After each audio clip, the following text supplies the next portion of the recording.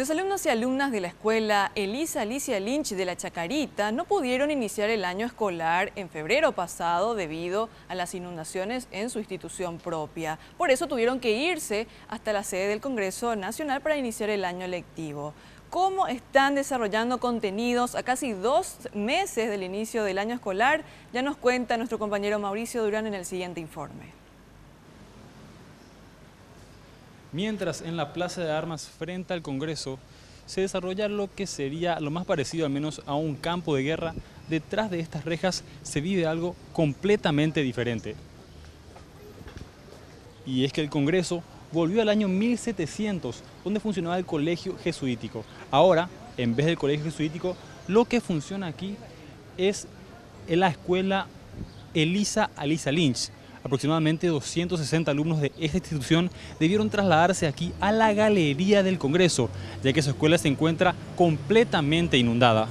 La escuela está pasando por un momento así como la comunidad misma está pasando por un momento, ¿verdad?, difícil con respecto a las inundaciones. Y nosotros estamos acá, no realmente en una galería como estás expresando, sino que estamos siendo realmente bien atendidos también por la gente de la Cámara del Congreso. Estamos dando todo lo que es y continuando la educación, que es lo más importante.